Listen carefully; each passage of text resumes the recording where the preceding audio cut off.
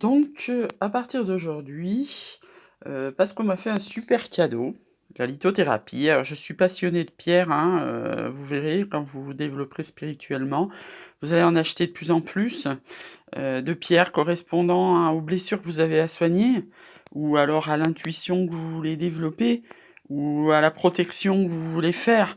Par exemple, moi actuellement là au poignet, j'ai des bracelets pour le chakra sacré, chakra racine, c'est les 2 bracelets rouges là. Je vous expliquerai une autre fois les pierres. Le noir là, c'est un bracelet de protection, et au milieu c'est un bracelet de cristal de roche pour l'intuition, pour la connexion. Et vous verrez les pierres petit à petit, bon les chakras je ferai un tuto spécial, les pierres petit à petit, ça change la vie. Les pierres, faut pas oublier de les énergétiser, de les purifier, soit à la nouvelle lune, soit à l'eau bénite, soit à ce que vous voulez en fait, mais il faut les purifier. Soit avec une bougie blanche tout simplement, hein. Donc vous voyez, après des pierres, on peut en avoir beaucoup, hein, on peut avoir des pierres de protection, des pierres de guérison du cœur, comme cela, vous voyez un quartz rose, à droite, à gauche c'est une pierre de citrine, la joie. Il est important aussi de vous choisissez ou une pierre vous choisisse dans la nature. Par exemple, vous voyez ce caillou en haut à côté du cristal de roche.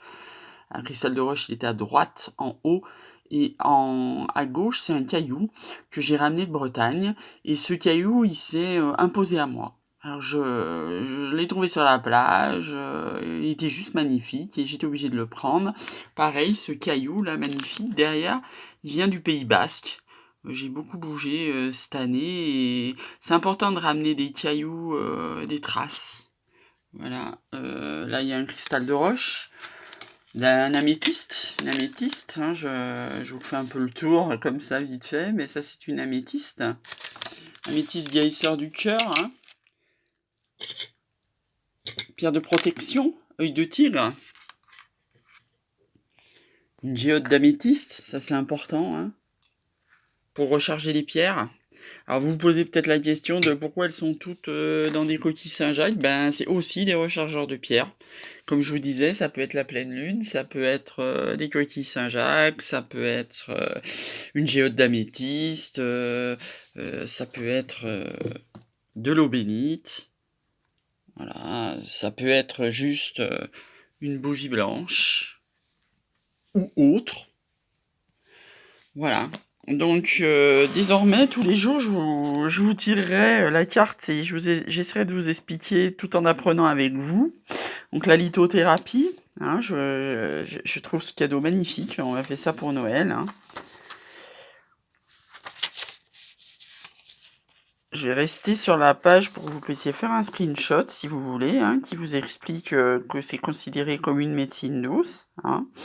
Et que surtout c'est lié aux énergies subtiles, hein, les pierres, pourquoi elles nous influencent nous, et quand on les porte, ce que ça fait, et comment c'est émotionnel, spirituel et physique. Alors ça n'empêche pas de porter aussi des pierres parce que c'est joli, hein, parce que par exemple, vous voyez, moi de ce côté, j'ai un bracelet turquoise qui a été offert par une amie, qui a pas spécialement pour moi d'explication. Par contre, au milieu, j'ai un bracelet de quartz rose, hein, guérisseur du cœur, et d'améthyste à nouveau, qui est ma pierre de prédilection. Hein, pierre guérisseuse de cœur, pierre de connexion sacrée, voilà. Donc aujourd'hui, nous sommes le premier jour de l'an, encore tous mes vœux. Et donc, nous allons attaquer par le 1er janvier. Si j'arrive à l'ouvrir, parce que c'est collé, ça veut aller directement au 2. Alors attendez.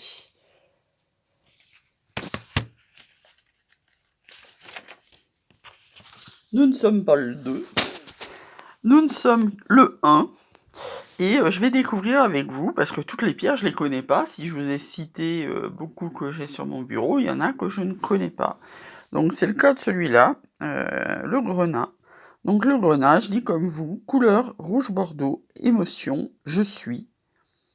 Alors sur internet, vous entendrez parler beaucoup de prières je suis Ayam, hein, qui a la puissance je suis du maître ascensionné Saint-Germain. Donc je vous conseille d'aller gratter là-dessus, je vous partagerai des vidéos, moi j'ai beaucoup travaillé la flamme violette avec lui. Donc couleur rouge bordeaux, on en revient au grenat, hein, vous m'excusez, je pars souvent dans tous les sens, hein, en spiritualité, j'ai beaucoup de mal à me concentrer sur une chose. Donc l'émotion de je suis, chakra premier chakra racine, donc comme mes pierres.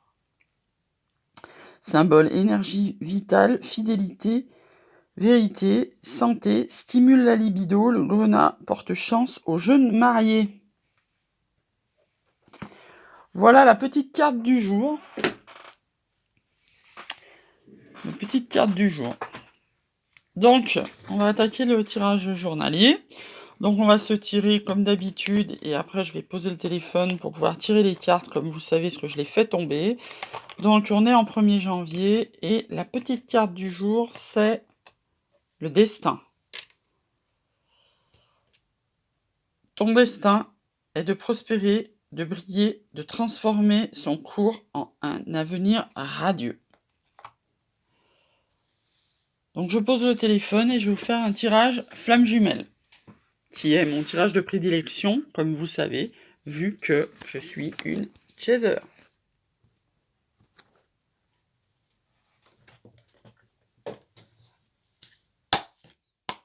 Alors si vous vous demandez pourquoi on tape les cartes, c'est pour réveiller les énergies, les esprits. Et on va demander, en ce 1er janvier, le message général flamme jumelle pour ce 1er janvier.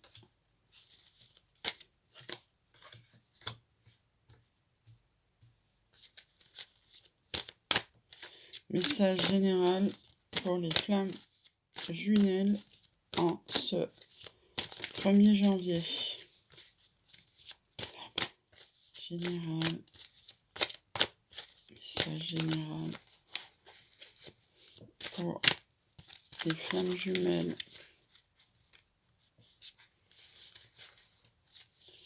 en ce 1er janvier. Flammes jumelles. Message général. Il y en a 2 qui sont tombés.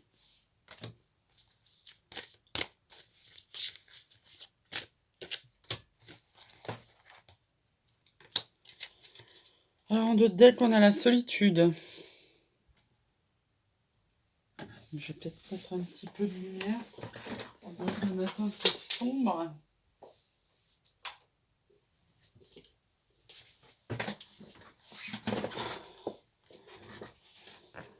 Donc je disais la solitude. Donc en prédiction, on a les choses cachées, accueillir et l'amour passionnel.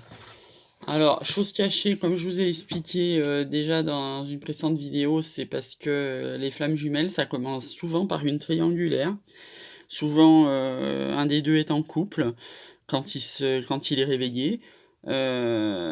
Souvent, donc ça commence comme ça. Ça commence par une rencontre, une reconnexion à l'âme et on peut avoir, 40 ans, 50 ans puisqu'il faut avoir été assez évolué pour faire cette rencontre-là et donc souvent, oui, ça commence par une triangulaire. Après accueillir, accueillir c'est, le chaser qui est dans la fonction d'accueil, hein, je vous ai expliqué, chaser, runner. Donc accueillir, ça s'adresse essentiellement au chaser et en prédiction, l'amour passionnel, hein. Alors, amour passionnel, oui, c'est une passion. Je parlerais même d'amour inconditionnel, hein, c'est-à-dire qu'on peut s'aimer d'abord soi avant d'aimer l'autre, contrairement dans une relation classique. Et l'amour inconditionnel, pour les gens qui sont pas flammes jumelles, on peut le comparer aux amours de l'enfant. Un enfant, on l'aime inconditionnellement. Pareil, un enfant aime ses parents inconditionnellement. Donc en challenge, on a la compréhension. Alors oui, la compréhension, pourquoi? Parce que justement, si on n'est pas du tout réveillé ni initié à ce genre, moi vous m'auriez demandé il y a 1 an ce que c'était une flamme jumelle, j'aurais été sur Google, hein, parce que j'y connaissais rien, j'avais pas rencontré ma flamme jumelle. Donc oui, ça passe le challenge, c'est la compréhension. Parce que le chaser, forcément, il va aller chercher sur internet les infos, il va chercher, chercher, chercher. Le runner, il va aller voir, ça va lui faire hyper peur et il va se barrer. Voilà, donc le challenge, c'est la compréhension. La force, c'est les doutes. Ben oui, c'est à la fois une force et une faiblesse, parce que si on doute, difficile d'avancer, mais c'est aussi une force parce que ça nous oblige à aller chercher, ça nous oblige à travailler sur soi, ça nous oblige à aller chercher notre complétude, ça nous oblige à travailler sur soi. Donc c'est une force, les doutes. Et en issue, la nuit noire de l'âme. Donc la nuit noire de l'âme, ça s'adresse essentiellement aux runners. Voilà, le runner, comme je vous ai expliqué, donc le chaser accueille, lui, il est très spirituel, il va aller se renseigner sur internet, il accueille, il est prêt, et il va travailler, travailler, travailler. Et le runner, comme je vous ai dit, il va fuir. Et pour l'obliger à revenir dans sa relation de flamme jumelle, dans sa moitié, dans sa complétude, eh ben, en fait, on va lui faire traverser une nuit noire de l'âme. Donc ça va passer. Voilà, je l'ai vu faire avec mon jumeau, mais c'est pareil pour toutes les flammes jumelles.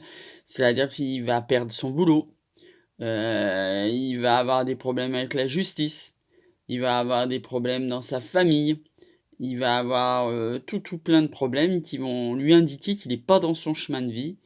Et plus il va résister, moins il se mettra dans son chemin de vie, plus il va avoir des foudres karmiques, pour le rappeler qu'il n'est pas dans son chemin de vie. Son chemin de vie, c'est d'aller se réunir avec sa femme jumelle, de fusionner, de travailler avec elle, d'éclairer la terre de sa lumière, de leur lumière ensemble. Parce que c'est très très fort quand les flammes jumelles sont réunies.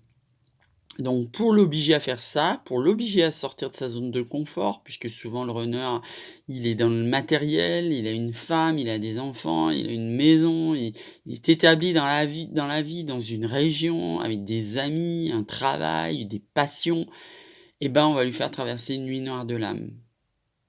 Voilà, donc voilà pour le tirage journalier des flammes jumelles de ce 1er janvier.